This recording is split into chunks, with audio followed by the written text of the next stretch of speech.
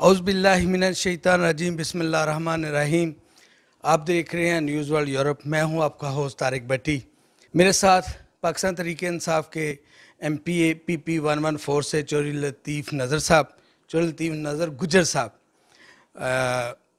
इनसे बात करते हैं, पूछते हैं कि तब्दीली वाली कश्ती में इन्होंने पाँव रखा, उसको सवार किया, तो क्या पौने 2 साल गुजरने के बाद तब्दीली सरकार ने क्या किया और जो जो वादे किए थे उन तक कैसे अभी तक जो नहीं पहुंच सके तो कैसे पहुंचेंगे, और इनकी कोई थोड़ी बहुत ज़ाती लाइफ कैसे पॉलिटिक्स में आए, इस पे बात करते हैं। सबसे पहले सर मैं आपका बहुत शुक्रगुजार हूं कि आपने बिजी शेड्यूल से टाइम दिया। Thank you very much. जी, आपका भी शुक्रिया।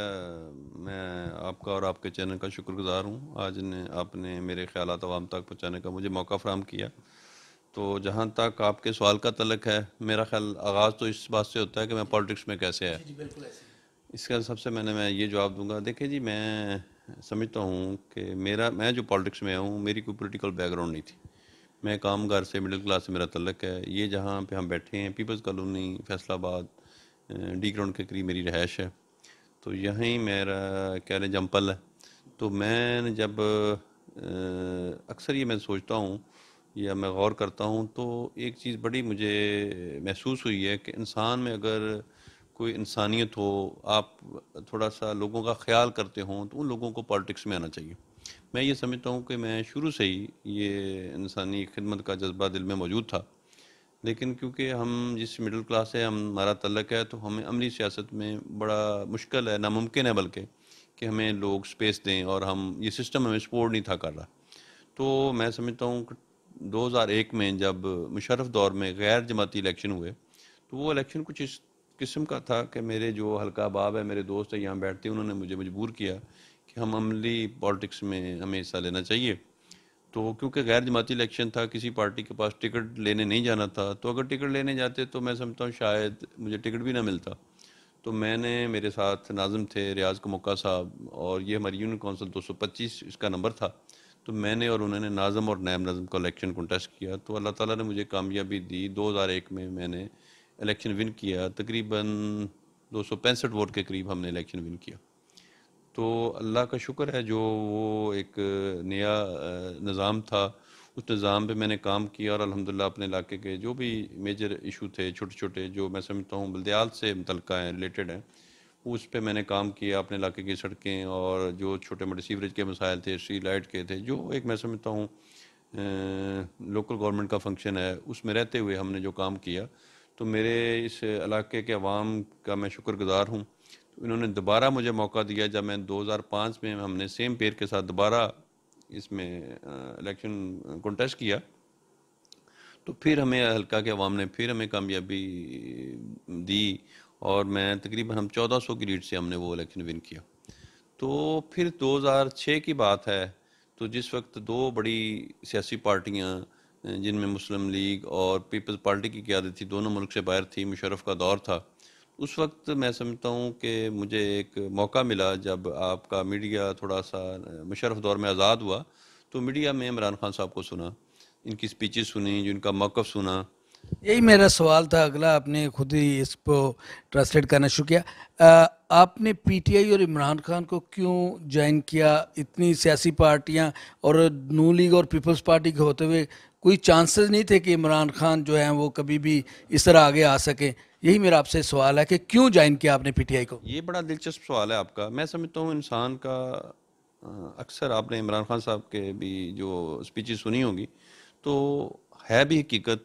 अगर इंसान के पास मकसद कोई ना हो, तो वो काम नहीं करना चाहिए। हमारा ये भी अलमिया है, हमें अपने मकसद का भी नहीं पता होता, हमने ऐसे हवा में घोड़े दौड़ाए होते हैं। तो मैं समझता हूँ, जब मैं 2 दफ़ा मैंने जो अमली सियासत, जो बल्दियाती सियासत में जब मैंने कदम रखा, अल्लाह ने मुझे कामयाबी दी। मैंने अपने हल्के के जो मसाइल थे, मेजर काम, वो मैंने कर लिए। तो जब मैंने देखा, मैंने कहा यार, ये 100 दफ़ा भी मैं नाज़म बन जाऊँ, ये मसाइल तो उस तरह के रहेंगे जब तक हम सिस्टम को बेहतर ना करें। हमें एक ऐसा ऐसा सिस्टम, ऐसा एक निज़ाम चाहिए कि जैसे बाहर की दुनिया में कामयाब मुल्कों में हमने देखा है कि वहाँ पे लोगों को छोटे छोटे कामों के लिए, अपने मसाइल के लिए लोगों के डेरों पे नहीं जाना पड़ता। तो अगर हम सिस्टम को बेहतर करें तो हमें सिस्टम पे बात करनी चाहिए, इसको बेहतर करना चाहिए। ये मौक़िफ़ मुझे इमरान खान साहब के मुँह से मैंने सुना कि वो इसकी बात करते हैं, अदारों की मजबूती की बात करते हैं, अदलिया की आज़ादी की बात करते हैं। तो वो सोच मुझे पसंद आई और मैंने ये सोच के मैंने कहा, उस वक़्त ज़ाहिर है आपको पता है कि तहरीक इंसाफ का वजूद तो ना होने के बराबर था। तो मैंने अल्हम्दुलिल्लाह वो एक हिम्मत की और मैंने इमरान खान साहब को दावत दी, वो मेरे घर आए उस वक़्त। तो मैंने अल्हम्दुलिल्लाह उस वक़्त पीटीआई जॉइन कर ली। किस ईयर की बात है ये? ये 2006 की। तो जब मैंने वो पार्टी जॉइन कर ली, अल्हम्दुलिल्लाह मैंने दिन रात शब व रोज़ मैं और मेरे दोस्त ने मेहनत की। और उस वक़्त कोई दूर-दूर तक ऐसा नहीं था कि इमरान खान वज़ीर-ए-आज़म बनेंगे या हम एमपी या एमएनए बन जाएँगे। तो मैं क्योंकि एक नायब नाज़िम ही था, तो नायब नाज़िम आप ये कह लें कि ज़्यादा से ज़्यादा वो अपनी अगर तरक्की चाहेगा, अपनी वो प्रमोशन चाहेगा, तो वो कहेगा जी मैं तो नाज़िम का इलेक्शन लड़ रहा हूँ। तो मैंने कतई नज़र मैंने ये वो कहते हैं ना कश्तियाँ जला दी मैंने। तो मैंने ये सोचा कि मैंने अगर सियासत करनी है तो कोई बात नहीं, इस बंदे का साथ दें। तो कोई बात नहीं, 10, 20, 50 साल भी लग जाएँ लेकिन हक़ का साथ देना चाहिए। तो हमने ये सोच के पीटीआई जॉइन की। तो फिर अल्हम्दुलिल्लाह वो दिन और आज का दिन मैं अल्हम्दुलिल्लाह इमरान खान साहब की जो क़यादत है उस पे मैं मुतमिन हूँ। और मुझे पता चला है शायद कि कुछ टिकट में भी मसला था आपको, पीटीआई के टिकट में, और खान साहब ने फिर स्पेशली आपका जिक्र किया कि इनको मैं नहीं छोड़ सकता। अच्छा ऐसा है, देखिए बहुत सारे लोग आज मैं समझता हूँ इस बात पे तनकीद भी करते हैं कि शायद टिकटों की तकसीम कोई गैर मुनसफाना भी हुई है। लेकिन मैं अगर अपनी बात करूँ, 2013 की बात है जब मेरी टिकट की बारी आई, तो मैं समझता हूँ अल्हम्दुलिल्लाह मेरे लिए बड़ी फ़ख्र की बात है कि मैंने जितनी पार्टी के लिए स्ट्रगल मेहनत की थी, तो इमरान खान साहब ने मुझ पे एतमाद किया और फैसलाबाद में मैं समझ सबसे पहले मेरी टिकट अनाउंस हुई 2013 में। और अल्हम्दुलिल्लाह उस वक्त मुझे 28,000 वोट मिला और जो मेरे अपोनेंट थे उनको 40,000 वोट मिला। बावजूद वो एक आपको पता है जिस किस्म का मैं समझता हूँ, लोग तो आज कहते हैं ये जो हमारे मुखालफिन हैं कि ये शायद इलेक्शन वो जिसको हम नाम देते हैं धांधली वाला इलेक्शन। मेरा ख्याल में जो 13 वाला इलेक्शन था वो तो खालिसन ऐसे था कि एक डिसाइडेड किस्म का इलेक्शन था कि किस तरह वो इंजीनियर्ड किस्म का इलेक्शन था, उसको किस तरह मनूवर किया गया। एनी हाउ, उसमें भी मैं समझता हूँ 12,000 के फ़र्क से जब मैं हारा हूँ, तो अल्हम्दुलिल्लाह उसके बाद मैंने अपनी मेहनत जारी रखी और मैं अल्लाह का भी शुक्रगुज़ार हूँ। जितना भी बल्कि मैं शुक्र अदा करूँ कम है। उसमें उसके बाद जब फिर मेरे हलके के अवाम ने जब 2018 में फिर मुझे मैं समझता हूँ क़यादत ने मुझ एतमाद किया और मुझे फिर टिकट मिला और अल्हम्दुलिल्लाह इस हलके से मुझे 60,000 वोट मिले और 10,000 की लीड से मैंने उनको हराया। और ये भी मैं समझता हूँ मेरी क्लास के लोगों के लिए काबिल फ़ख्र बात है कि मैंने जो इलेक्शन कंटेस्ट किया, तो मैंने एक गाड़ी पे इलेक्शन कंटेस्ट किया, तो मेरे पास जो बड़े महदूद वसाइल थे। और मैं समझता हूँ इस बात की भी नफ़ी की कि पैसा ही सियासत में ज़रूरी है। तो मैं तो ये समझता हूँ कि मेरे इलाके के अवाम ने जिस मोहब्बत का इज़हार मुझ पे किया है और अल्हम्दुलिल्लाह मैं अल्लाह का भी शुक्रगुज़ार हूँ, अपने इलाके के वोटर का भी। फैसलाबाद नून लीग का गढ़ है और यहाँ पे एमपीए या एमएनए बनना बहुत मेरे ख्याल में ख्वाब देखने वाली बात थी। लेकिन आपकी लगातार जो जदोजहद थी और लोगों का तावन था, इसमें आप क्या समझते हैं कि आपकी मेहनत है, इमरान खान साहब का नाम है, पीटीआई का नाम है, या कि जो आपने नैब नाज़िम और नाज़िम का दौर गुजारा है उसमें जो काम था वो आपके काम आया? देखें जी, सबसे बड़ी बात तो मैं कहता हूँ कि अल्लाह ताला की करम नवाजी के बाद तो वो लीडरशिप का मुझ पे एतमाद है। ये मैं जीता हूँ पीटीआई के टिकट पे। लोगों ने तब्दीली के नाम पे वोट दिए थे इमरान खान साहब के नाम पे मुझे। मैं अगर ये कहूँ, हाँ होता है, हर कैंडिडेट का अपना वोट बैंक होता है, लेकिन इस मुल्क की जो आपने देखा है, जब हम इलेक्टेबल की बात करते हैं तो वो या दूसरी पार्टी को हराने की बात करते हैं, तो मुझे अब 1.5 साल का अरसा गुजरने के बाद अंदाज़ा हुआ कि वाकई उनको हराना बहुत मुश्किल था। उसकी वजह ये है कि अभी 1.5 साल में जो मुझे एक्सपीरियंस हो रहा है, हम छोटा सा किसी का एक छोटा सा काम करवा दें, एक दर्जा चारम की किसी को वो कच्ची जॉब पे भी हम लिखवा दें, कच्ची जॉब जिसको कहते हैं आर्जी जॉब, उस पर भी लिखा दें, तो वो पूरे का पूरा ख़ानदान हमारा शुक्रिया अदा करने आता है। और मुझे ऐसा लगता है कि सारी उम्र के लिए ये वोट बैंक हमारे साथ एंगेज हो गया, पक्का हो गया। तो आप अंदाज़ा करें कि जिस तरह हमने लोगों को यरगमाल बनाया हुआ था, 30-30 साल हो गए, तो इन्होंने तो नौकरियां बांटी हैं। जो इनकी एसआई भर्ती कराए हुए थे वो आज एसपी बन गए हैं, जो पटवारी थे वो अब डीसी बन गए हैं। तो इनको हराना मैं समझता हूँ एक मौजे से काम नहीं था। तो मैं ये कहूँगा वो पार्टी का एक जो नाम था इमरान खान साहब का, उस वजह से मुझे कामयाबी मिली है और ये तब्दीली के नाम पे हमें वोट मिला था। यकीनन मैं तो समझता हूँ एक मौजज़ा है इनको हराना, इन इतने वसाइल और ऐसे वसाइल जो मैं समझता हूँ आप अगर हैरान हो जाएं, अरबपति लोग थे जिनको हमने हराया। आपने खुद ही तब्दीली का नाम लिया कि तब्दीली के नाम पे इमरान खान साहब को वोट मिला और आप एमपीए बने, बल्कि आपकी कौमी असम्बली में सीटें इतनी भी नहीं थी लेकिन फिर भी आपने हुकूमत बनाई और पंजाब में भी आपकी हुकूमत है। पौने 2 साल का अरसा गुजर चुका है, चौर साहब अभी तक तब्दीली सरकार ने कुछ नहीं किया। लोगों की चीखें, आटे का बहरान, और फिर खान साहब कहते हैं कि जी जो इसमें लोग इन्वॉल्व हैं हमें पता है उनसे निपटेंगे। तो क्या इस पे क्या कहना चाहेंगे आप?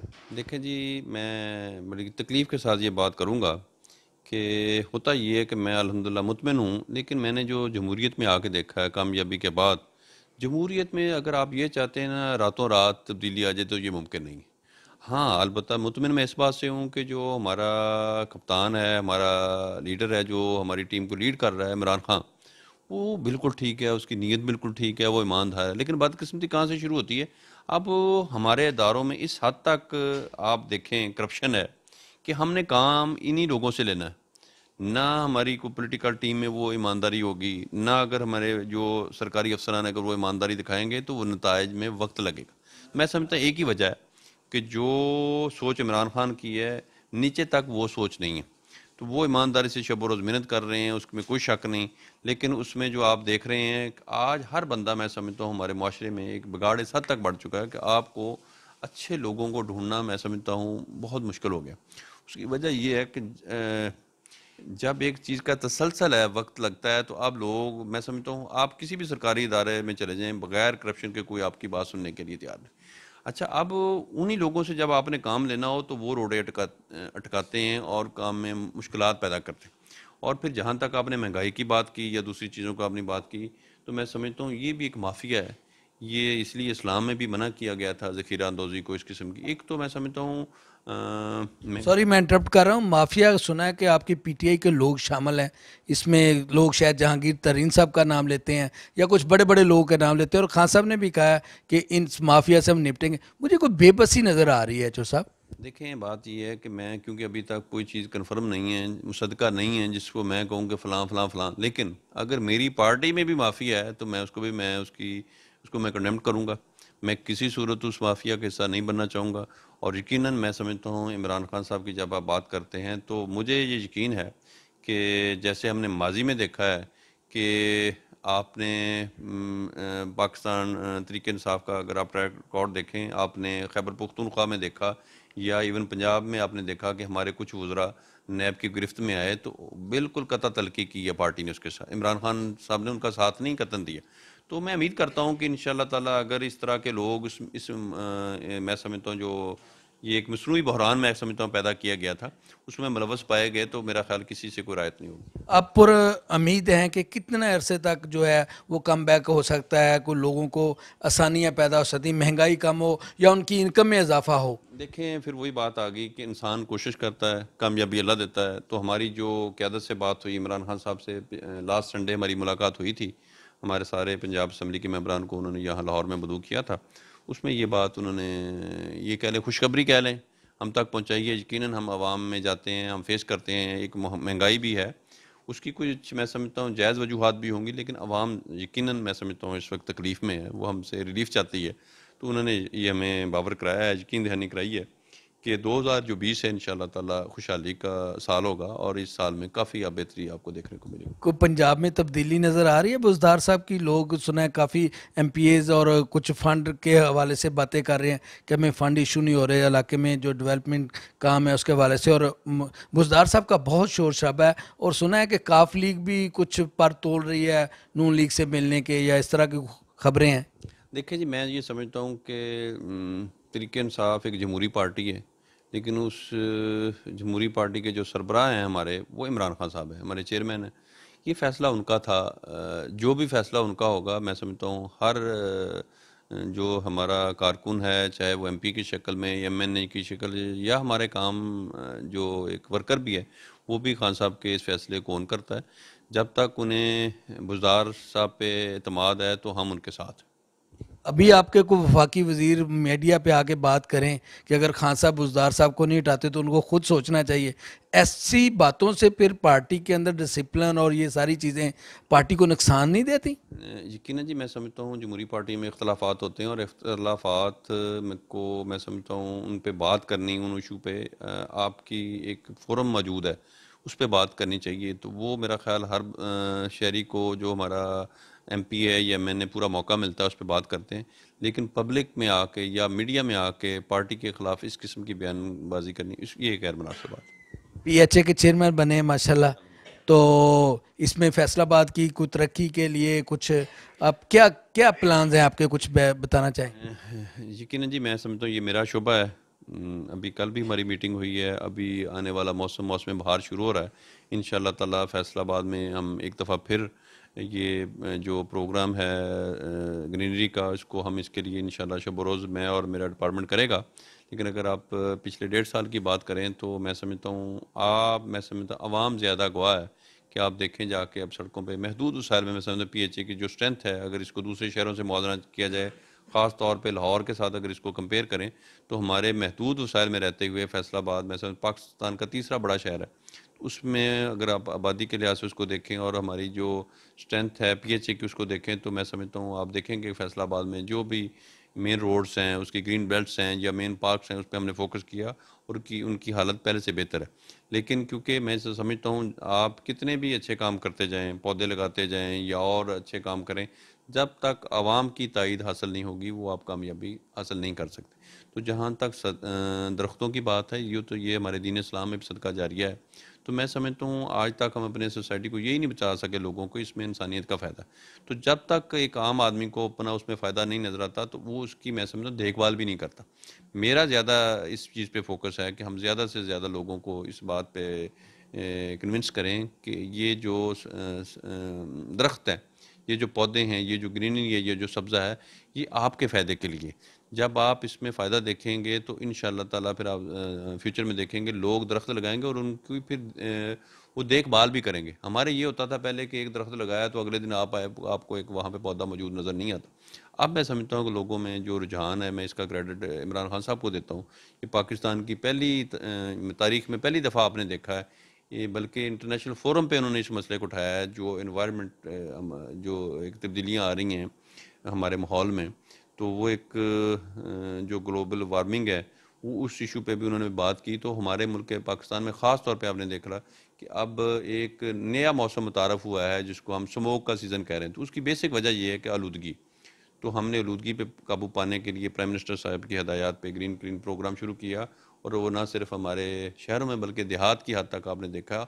और पिछले दिनों एक आपने वो उन्होंने इस्लामाबाद में कन्वेंशन में एक हेल्दी कंपटीशन की तकरीब भी वहाँ पे रखी। अब हर शहरी जो ज़्यादा पौधे लगाएगा तो इस तरह उसको उसकी प्रमोशन होगी, उसकी हौसला अफजाई हुई। तो मैं समझता हूँ ये वो चीज़ें हैं, जैसे दुनिया ने इसमें तरक्की की है या आपने बाहर की दुनिया को देखा है, तो उन्होंने वो लोग इस तरफ आए हैं। तो मैं समझता हूँ पाकिस्तान में भी इसका आगाज़ हो चुका है और आप अच्छे मुस्तकबिल की उम्मीद रखें इंशाअल्लाह ताला। लड़खड़ाती हुकूमत कमज़ोर टांगों पे खड़ी हुई, आपको 5 साल पूरे करती नजर आती है पीटीए की गवर्नमेंट? देखिए जी, मैं तो समझता हूँ कि अगर अल्लाह ताला ना चाहता तो 23 साल की जद्दोजहद के बाद हमें ना इमरान खान साहब वज़ीर आज़म बनते, ना तहरीक इंसाफ की हुकूमत, ना हम जैसे एक मिडिल क्लास के लोग एमपी एमएनए बनते। अगर अल्लाह ने वो कर दिया तो मैं, क्योंकि अल्लाह पे तवक्कुल करने वाला आदमी हूँ, तो मुझे तो कोई ऐसी नज़र नहीं आ रहा। क्योंकि आपने माजी में देखा है वो जो वन क्या थर्ड, नजर नहीं आ रहा, हुकूमत गिरते हुए या हुकूमत मैं बताता साल पूरे करते हुए? जो अगर माजी में आपने देखा, आपने कहा कमज़ोर हुकूमत की बात की, उसमें मुश्किलात ज़रूर हैं, हमें फ़ैसला साजी में कोई प्रॉब्लम आते हैं। लेकिन अगर आप ये कहें कि कमज़ोर हुकूमत तो या अददी लिहाज से हमारी वो पोजीशन थोड़ी सी कमज़ोर हो, लेकिन आपने माजी में जिन्हें आप कहते हैं ना जी वो 2/3 मेजॉरिटी वाले, वो भी आपने देखा है जब वो गए तो किसी ने नहीं पूछा। तो वो मैं इस हवाले से अगर मैं देखूँ तो मुझे तो पूरी उम्मीद है इंशाअल्लाह ताला ये हुकूमत अपनी मुद्दत भी पूरी करेगी और इंशाअल्लाह ताला जो आवाम से किए हुए वादे हैं वो भी इंशाअल्लाह पूरे होंगे। किस हद तक सच्चाई है कि जब तक आप आर्मी से बना के नहीं रखते आप पाकिस्तान में हुकूमत नहीं कर सकते? देखिए, मैं समझता हूँ जब हम ये बात करते हैं, अगर इसको ईमानदारी से बात किया जाए तो अफ़वाज पाकिस्तान की जब हम बात करते हैं तो अफ़वाज पाकिस्तान पाकिस्तान की फ़ौज है।